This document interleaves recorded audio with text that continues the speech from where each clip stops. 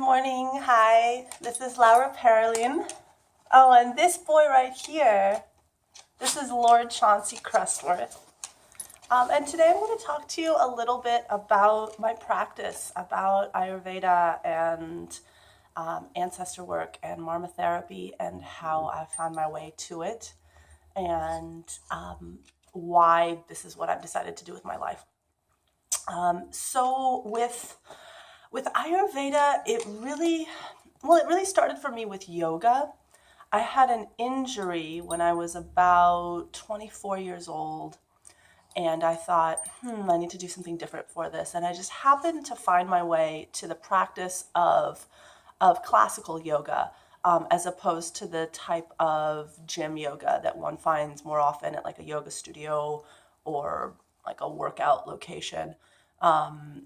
I wasn't particularly seeking a spiritual yoga practice, but I kind of got magnetized to this place, this yoga institute that was a classical yoga institute. And the first time I went to class there, it kind of blew my mind. We did not only yoga postures, yoga asana, but also some pranayama, some breathing.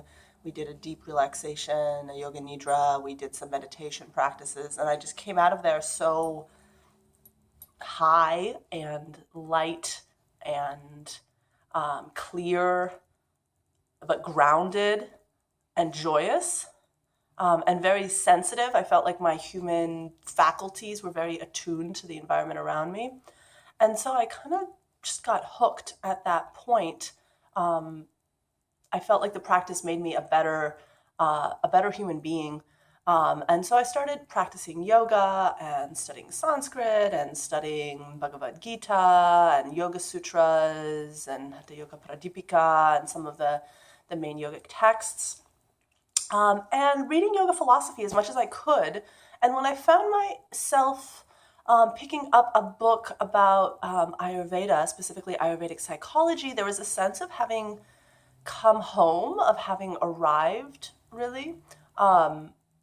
Even though the concepts were all very new to me and it was a pretty dense book, it was hard for me to read, I still felt a resonance, a sense of like, oh, this is what I already have known or believed or somehow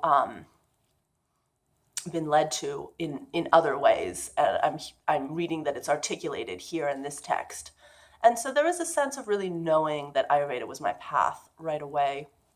And it took a couple of years for it to manifest, for me to kind of wrap up my previous life and commit to going to do a 3-year program and moving away to do that and all of that. But really I knew there was something holistic about Ayurveda that really spoke to me, the fact that no aspect of one's life is irrelevant to one's health.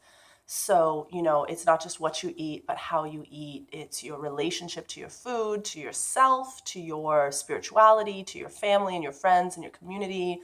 It's your sexuality. It's when you sleep and how much you sleep and how you sleep, your creativity, what sort of service are you doing in the world? What sort of work are you doing? There's really it's everything is touched upon in Ayurveda, and so that I felt very empowered by that, by the sense of there are certain things I can't change, but there are a lot of things that I can change. And I saw pretty tremendous transformation in myself with some chronic health conditions that I had, specifically really, really horrible eczema that had like my skin peeling off and coming off in sheets and chunks, and eyebrows falling off and bloody hunks of flesh coming off in the shower. And it was, it made a big impact on my life, both in terms of the pain that I was in and the challenges that I had sleeping, and then also just like the sense of hiding and not wanting to be visible in the world because of my